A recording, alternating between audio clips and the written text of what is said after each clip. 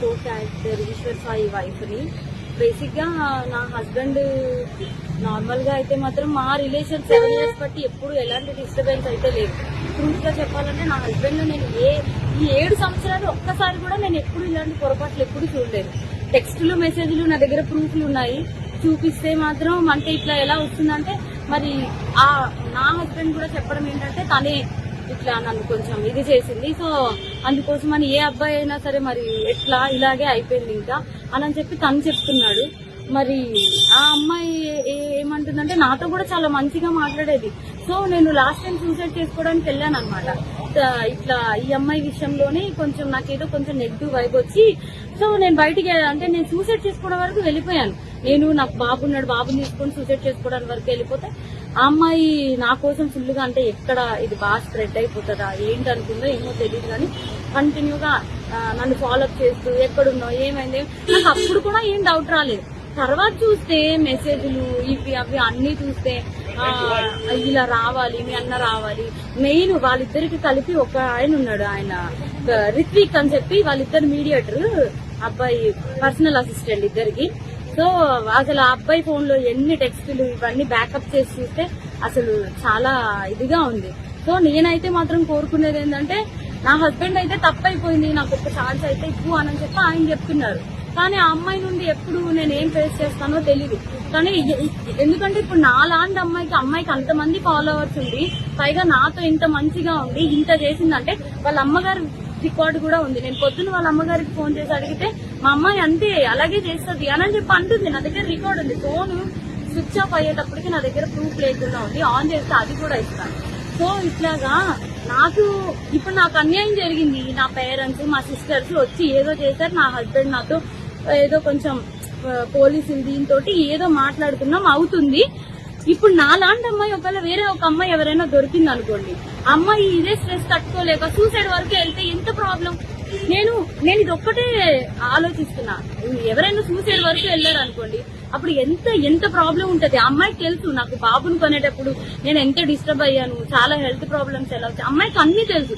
ఒక ఆడపిల్ల అయ్యి ఇంకో ఆడపిల్లకి అంత త్వరగా ఎలా మోసం చేస్తుంది, అది కూడా నా పక్కనే ఉండి మళ్ళా ఈశ్వర్ నిన్ను మోసం చేయట్లేదు, నేను అలాగా నీకోసం ఏడుతూ ఇంత చేస్తూ నా హస్బెండ్ తో అసలు అది ఎట్లా ఉండగలుగుతారు. నా హస్బెండ్ కి డ్రింకింగ్ హ్యాబిట్ కూడా లేదు, అలాంటి తను డ్రింక్ కూడా చేయించారంటే అసలు నాకైతే అర్థం కావట్లేదు. అసలు ఈ ఫోక్ ఇండస్ట్రీ అంటే నేను చాలా ఈయనకి మంచి వాళ్ళందరూ చాలా మంది మాట్లాడుతుంటే అబ్బా చాలా ఇట్లా ఉంటది అట్లా ఉంటది అనుకున్నా కానీ ఇంత అన్యాయం నా వెనక ఇలా జరుగుతుంది అని చెప్పి నేను ఎప్పుడైతే అనుకోలేదు. నెక్స్ట్ ఇదేంటంటే ఇట్లాంటి అమ్మాయిని మాత్రం అసలు ఫోక్ లోకి వీటిలోకి ఎంకరేజ్ చేయకూడదు. ఎందుకంటే ఇప్పుడు నా హస్బెండ్ కి జరిగింది, రేపు అన్న రోజు ఇంకో హస్బెండ్ వాళ్ళ అమ్మగారే చెప్తున్నారు కదా డైరెక్ట్ గా మా అమ్మాయి అంతే అని చెప్పి. సో ఇవన్నీ కొంచెం చూసుకొని కొంచెం ఫోక్ లోకి తీసుకునేప్పుడు కూడా మనుషుల కోసం నేను మిగతా వాళ్ళని అనట్లేదు, కానీ ఇట్లాంటి వాళ్ళని మాత్రం కొంచెం చూసుకోండి. కాపురాలు పోతాయి, చిన్నపిల్లల లైఫ్ పోతాయి. కాస్టింగ్ కల్చర్ అనేది బేసిక్లీ ఫిల్మ్ ఇండస్ట్రీలో ఫోక్ ఇండస్ట్రీలో జరుగుతుందనేది ఆరోపణలు ఉన్నాయి. మరి దాని మీద మీ అభిప్రాయం ఏంటి? ఇది కూడా అదే కోణానికి చెందిందా లేకపోతే ఇండివిజువల్? అట్లా ఏం లేదు, నిజం చెప్తున్నాను కదా. మా హస్బెండ్ కి డ్రింకింగ్ హ్యాబిట్ లేదంటే మీరు ఆలోచించండి. నా డెలివరీ దగ్గర నుండి ప్రతి ఒక్కటి నా హస్బెండ్ నన్ను పువ్వుల్లో పెట్టి చూస్తున్నాడు. ఏ రోజు ఇప్పుడు నా హస్బెండ్ విషయంలో 1 minute నేను ఆలోచిస్తున్నానంటే దీనికే.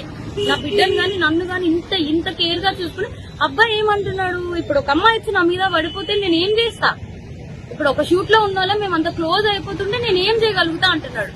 అప్పుడు నేను నా హస్బెండ్ కి చెప్తున్నా నువ్వు చేసింది తప్పు, మరి అమ్మాయి పడితే మరి నీకు తెలీదా, ఆబ్వియస్గా ఒక అబ్బాయి ఇప్పుడు నీకు పెళ్ళం బిడ్డలు ఉన్నారు నీకు ఆ మాత్రం తెలీదా అంటే ఇంకా అయిపోయింది ఏదో అయిపోయింది. కానీ ఆ అమ్మాయికి తెలియాలి కదా, ఒక ఆడపిల్ల మరి తనకి తెలియాలి కదా.